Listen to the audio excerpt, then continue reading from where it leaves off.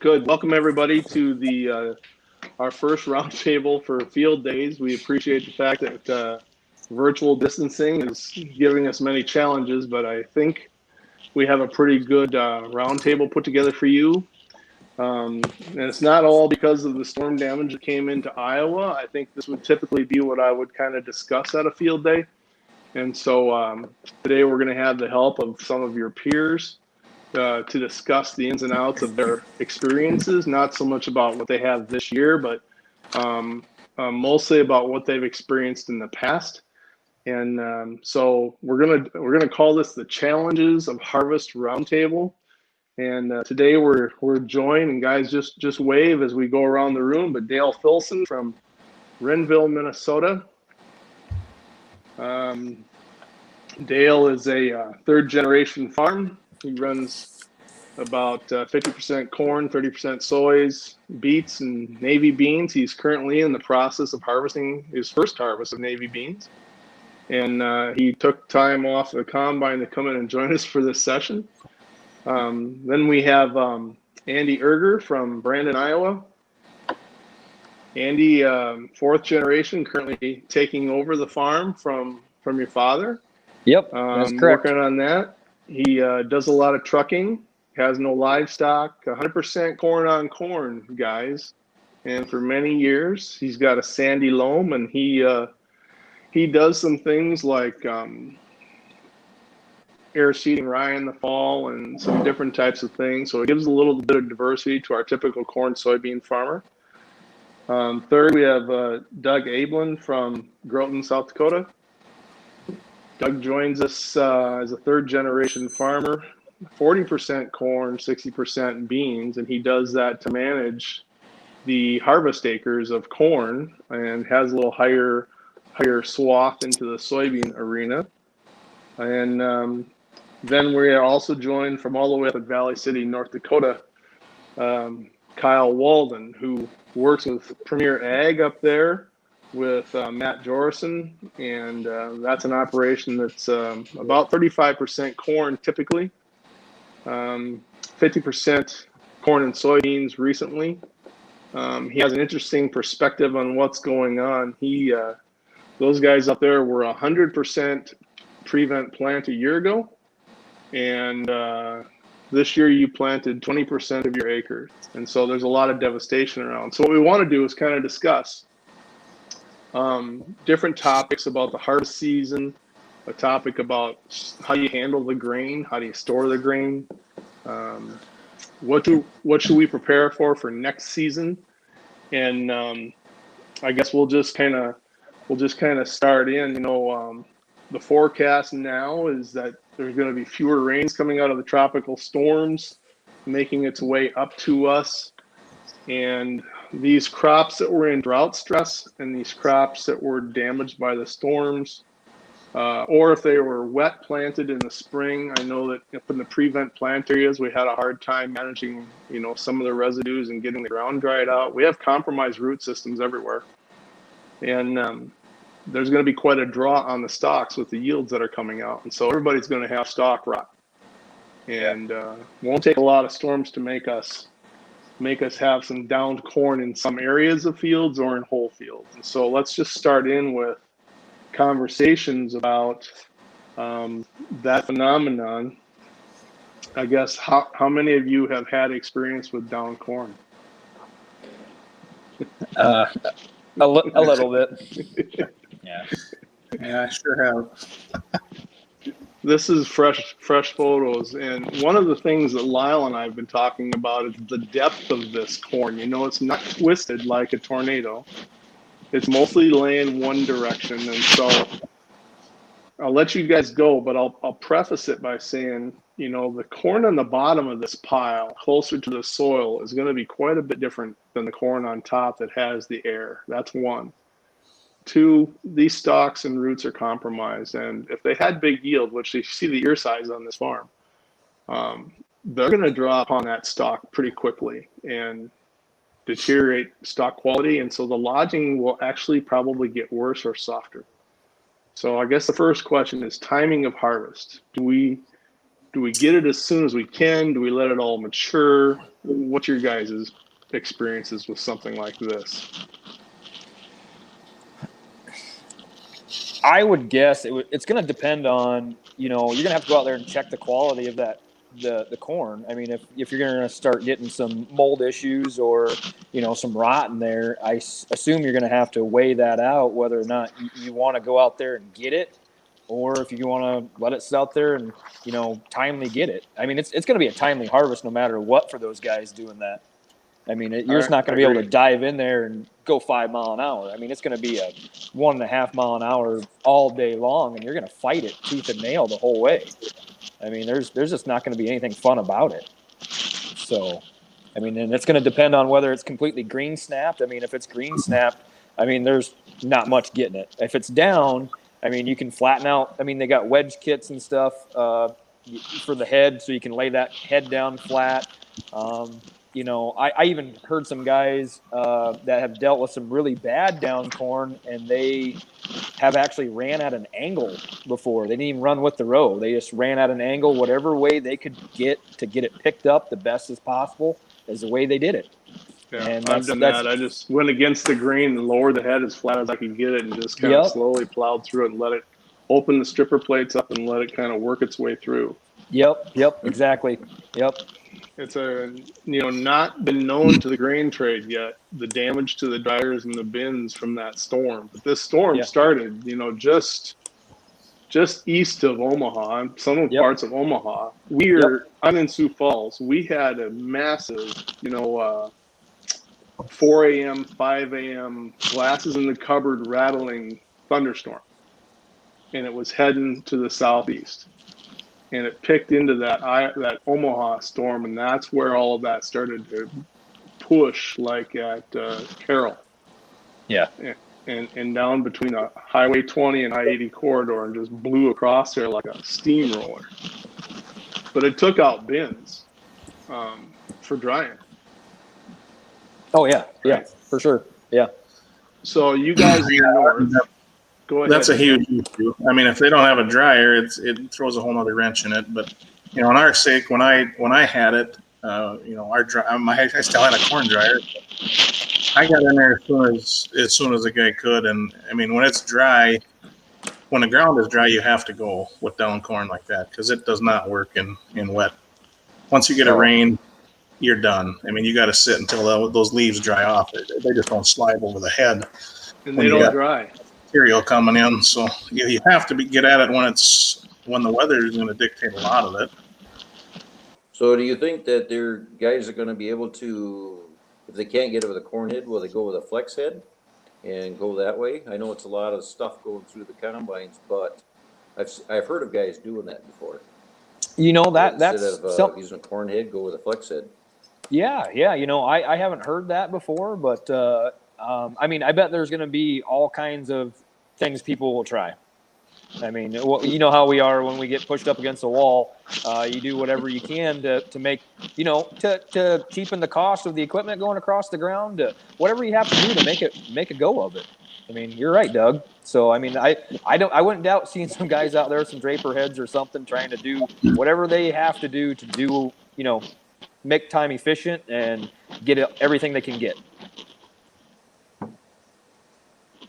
The last 2 years up here, we've gotten a good 18 inches of snow before any bean acres hardly came off the field. So all the corn was still standing around here. And we had guys, especially last year, go out with their flex heads and picked up a lot of the corn that was down bad. Not nearly as bad as that picture there, and the guys I talked to that did it, they said it worked pretty good for the most part. So you absolutely need some kind of row finder on the corn head, which I would guess most people have, or they know that that's what they need if they don't. But that was what helped me in 2012. I never had that yet, but that was a lifesaver.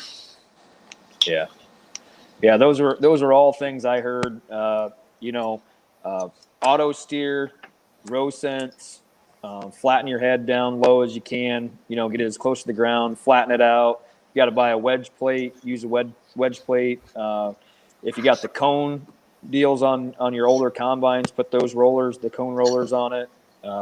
Put a reel on if that's what's going to work.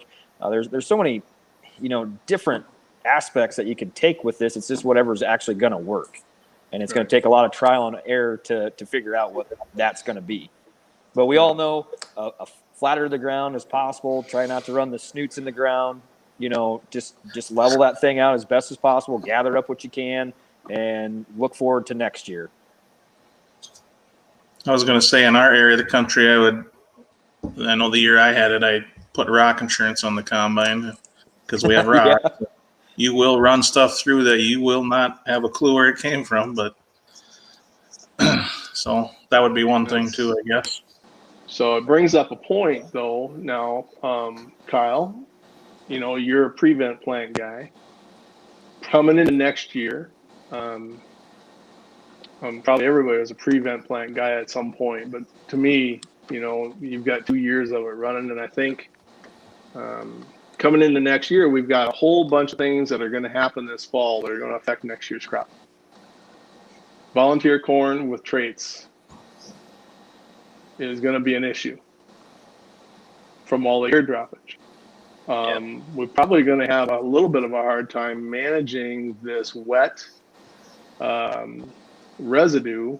If we do it like Dale says, get out there on dry ground, harvest the corn as soon as it's manageable.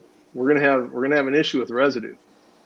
So is there any thoughts around preparing for next year after or during this harvest? Well, for us, I know last year we got a good chunk of acres planted, and obviously we got all that wet, heavy snow, so we couldn't get in and do any tillage that we wanted to. So coming into this spring 2020, the ground we were wet to start with, and then we got some good rain showers throughout trying to plant, and I mean we just couldn't get into last year's corn ground at all because it didn't have any tillage done or no, it just stayed wet. We tried burning off a couple fields. We don't like to do that because we like to keep the organic matter there and all that good stuff, but we tried burning off a couple fields just so we could try to get in there and plant something, and it didn't make a bit of difference. It still stayed wet until I think we were finally able to take our field cultivator over it in end of June, first part of July.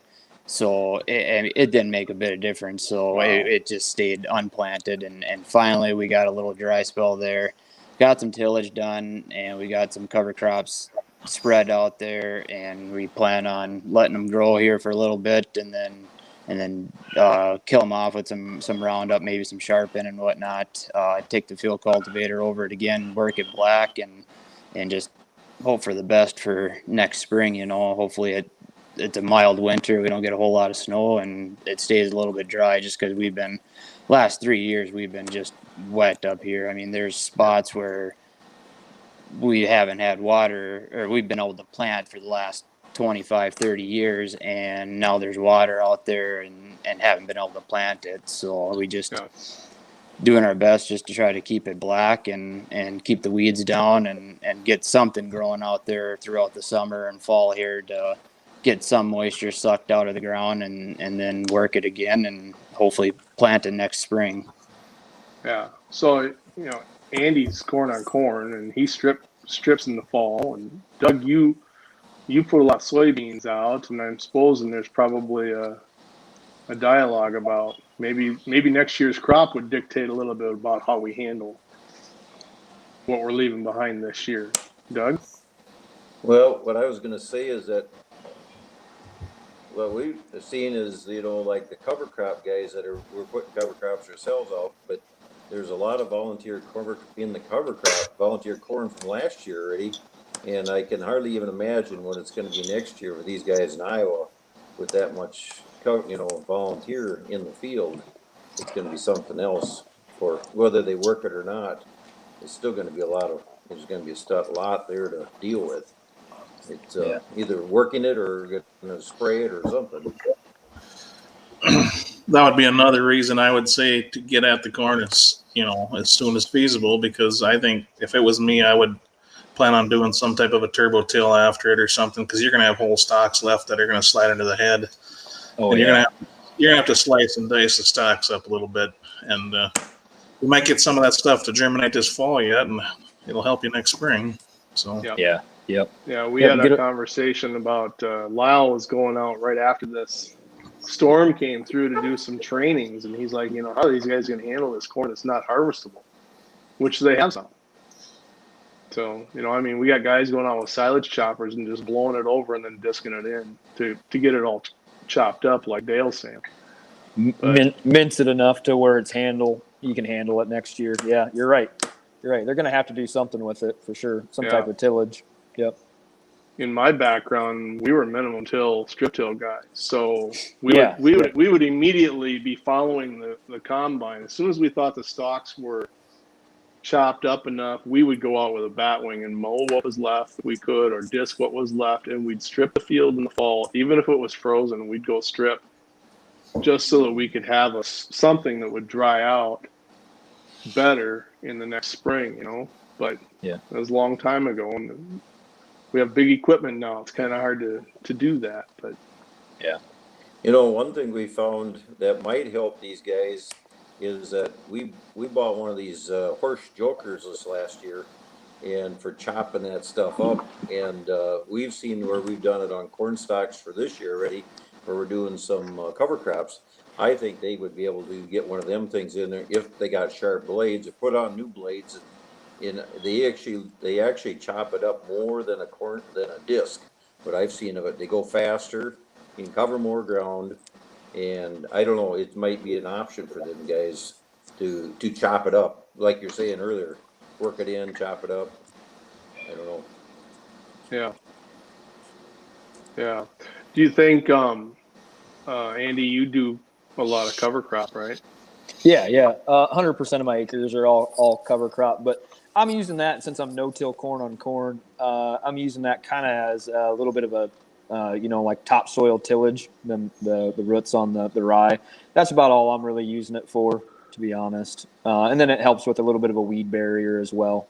But being corn on corn, I have plenty of fodder and material on the top that I have a pretty good barrier already. But what I like about it in this scenario, the reason I went after it is what I like about it is that ground that has plants on it is pulling moisture out of that ground.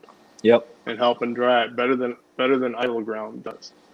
And so it also would help deteriorate some of the stuff that's going on out there that's left behind for you to have to plant through. So it's just something to consider. Yep. Yeah. Any way to get more water off that field in the spring is probably a good thing for a while. Yeah. Sometimes it is. Yep. Especially that corn on corn. It's got such a blanket on there that it does really hold the moisture for me. So do you fly in the cover crop as the corn standing, or do you combine it first and then go spread it or seed it out there? What I would really like to do is I'd like to put it on with my combine as I'm picking the corn. It would be the most optimum situation, but I'm not set up for that yet. But as of right now, I have flown it on, which I liked it because it got up better, but the coverage was not near as well with the aerial. So I've been using a 40-foot air seeder, and I just drill it all in. I can go probably 8 miles an hour on an average with that. If it's a 40-footer, I can cover about as much as the combine can in a day. I just hop in it at night and cover a couple hundred acres and try and get it, get over it as soon as I can, get it in the ground. I want to talk about handling the grain, handling the storage, bringing in these ears. You saw the picture that we put up on the screen earlier. That stuff today is deep. There's no question that some of that corn is 24 inches. It's a pile 24 inches deep. And the ears on the top and the ears on the bottom are going to be quite different. Oh yeah. At the very bottom, now let's go 25 days from now and get to September 10th, which would have been the projected harvest date for a lot of this corn on the wet side. A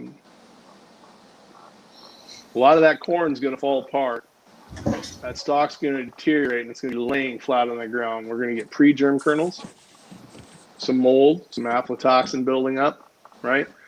And the moisture on it, that cob will be spongy. And at the top, where we've got some air and we got sunlight, today it's 100 degrees pounding down on there.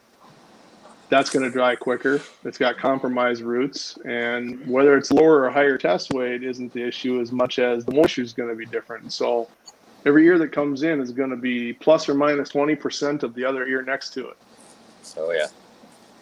Now, you guys in the north have really more experience on handling this variable moisture corn than some of the rest of us do. But what do you do? How do you run your systems? Do you run your own dryers? Do you dump it down a chute at the elevator and pay it out? Are they better to take it to the elevator?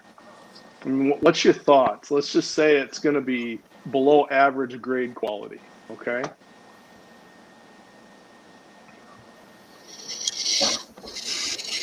I would say that we have our own dryer and air bins. So if it was me, I would probably be drying and trying to run it through, take it a little wetter if I had to and dry it. Propane's going to be reasonable priced, so go that way. And then probably put in some, if you got some bins that you can run some air on. The other thing that I've thought about the other day after you talked about all these bins that are wrecked. They used to have, I don't know if they still sell them, but they used to have these quick bends they put up. And it's just a one ring, you put a tarp down and you put a ring over the top of that. And then you put a tarp on top of it and you can put aeration in it. And you can have 30, 40,000 bushel underneath that with some tubes running in there for air if you had to, something, be temporary. So bring it from your dryer, storage, but move it from your dryer over there then? I don't know.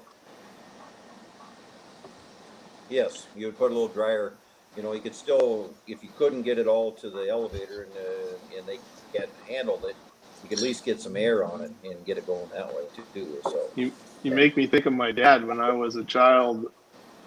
We would ear pick enough for the cattle, and he would put snow fence rings, fill it, put another ring, fill it, put another ring. We were 3 or 4 rings high. And then I got to shovel all that out all winter. You grind that. He always said you grind it a truck at a time. I felt like we grind it one shovelful at a time.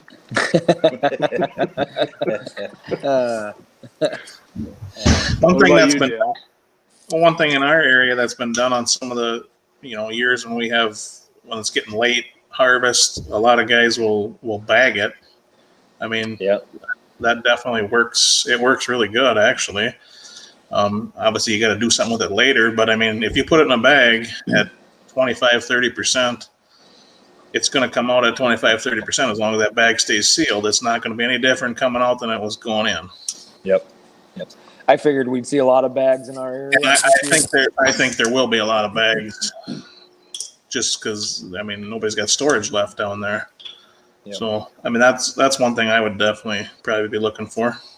I was just told to maybe color them somehow because I guess when snowmobiles get on top of them, they make a really bad mess. Yeah. Or the deer. Yep. So you take it directly from the field and into the bag? Yep. Just put it right in there. Just you can put it in the grain cart. Put the bagger right in the field, and they'll just dump right out of the grain cart right into the bags, and they'll bag at every quarter section. We'll have bags in it from that field. Yep. The moisture on these variable ears will translocate from wet kernel to dry kernel, and when you pull that out, they'll all be the same moisture. If we got all this corn on farm now. The bins that didn't get blown down were probably full, and I imagine there's some corn stored a few places in the United States. What do you think about blending? And have you done any work with blending off 2 crops together with different moistures, trying to get a moisture achieved or quality? Trying to get a better quality outlook or some of that conversation? We have so last year's corn, 19 corn up here was pretty poor test weight, and it was wet coming off the fields.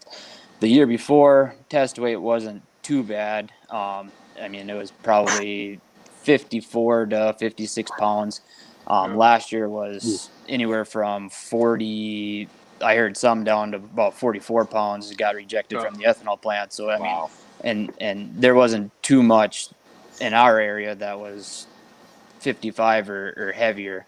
So we actually had a bin, 60,000 bushel bin left over from the year before, and we blended it off. And the ethanol plant up here doesn't grade the hardest, but we would just took our time and blended off each truck we loaded out, and we were able to bring our 51 pound corn from 90 and up to 54, 55 pound just by blending that bin off with the new crop, I guess, and had pretty good luck with it. And we've done the same thing with blending dry corn off with wet corn that's in our wet bin. If we're not combining a day, instead of spending the money on propane drying it when it's minus 20 degrees out up here in North Dakota, we just blend off our dry bin with our wet bin and take it down there and not have to pay for drying it or shrinkage or anything like that.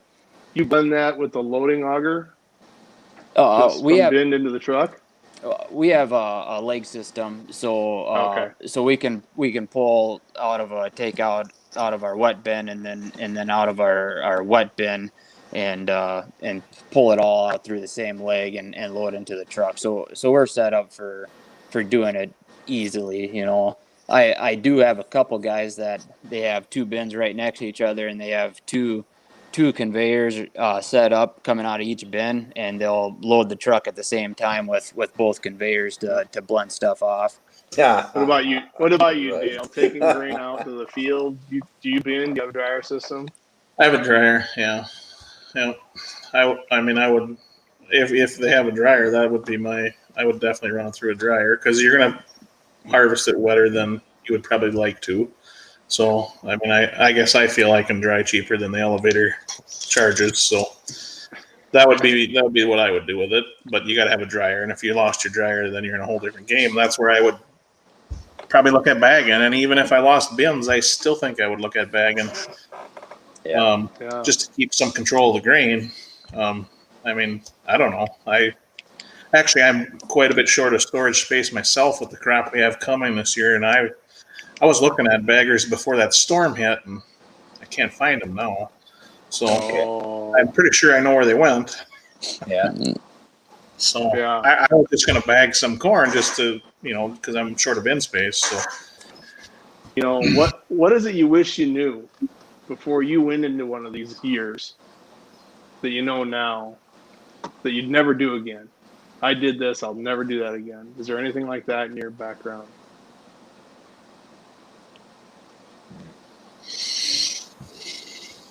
Well, we've had guys that have piled outside, no tarps, just let it sit there. I would never do that myself. I've never done that. I would take it to town before I lose, and then try to scrape that corn and stuff. I don't know what you guys have done, but I've seen guys that have done it, lose the bottom part of their pile because they got snow on it or ice on it.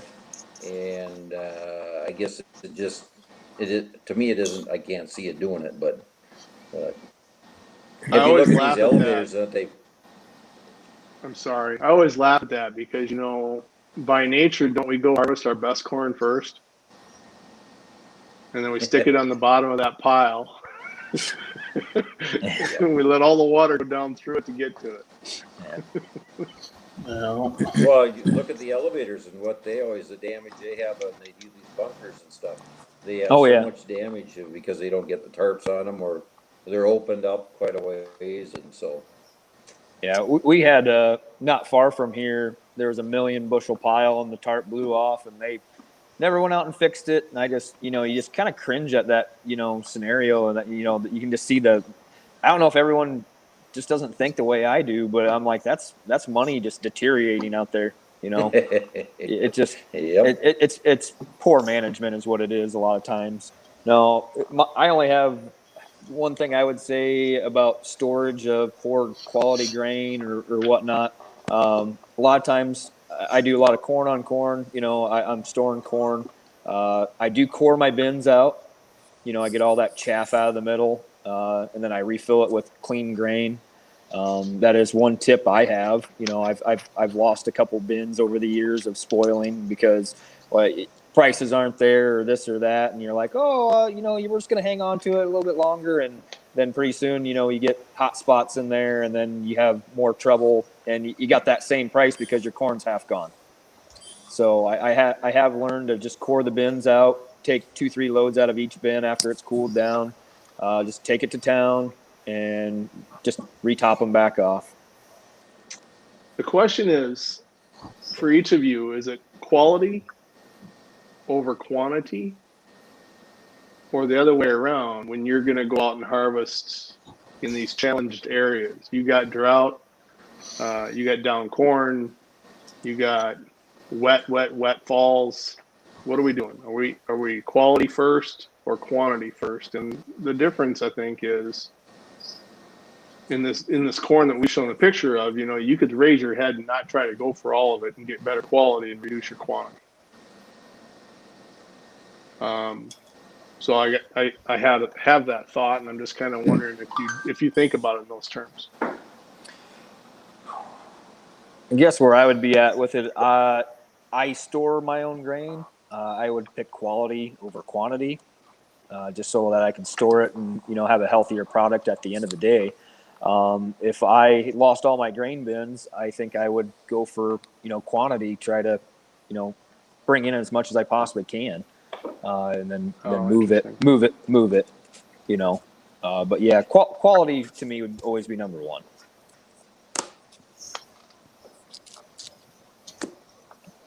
I would say that would be, yeah, I'd agree that way too, that quality would be the first thing.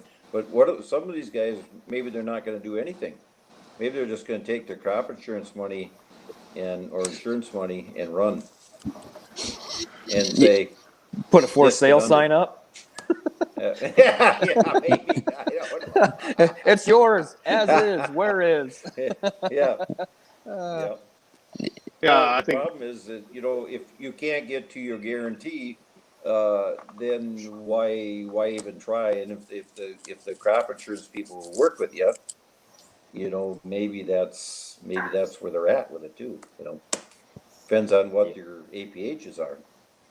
Yeah. Yep. So, We had that issue this last year with corn harvest. We were trying to combine corn and 2 or 3 feet of snow, and in spots the ground wasn't even frozen underneath because we had gotten snow and we were wet to start with, and guys were burying combines and grain carts, and we had a lot of guys around here that pretty much said, screw it, we're just gonna take the insurance money and we'll leave it out there, and I know some of them, they just left it out there and we're combining it in July of 2020, so yeah.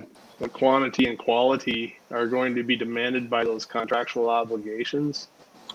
But I think it's a situation that I think everybody needs to figure out what's the best way to get through it and not dwell on what's happened to me. And I think that's kind of what we are trying to do today, is provide some help with our experiences. And I want to express my appreciation to the 4 of you guys. You've set aside a lot of time in your operations. You were hauling grain, you're harvesting beans. You got a wife sick at home. There's lots of things going on in your lives, and you took some time out to try to help these guys maybe think ahead about what's going to go on and what they can expect. I'll step forward for Latham and say we very much appreciate the time you've given to our farmers, and whatever assistance we can each provide, whether it's ideas, thoughts, experiences, and hope everybody gets through it the best we can. And today you helped some people, and I appreciate you doing that.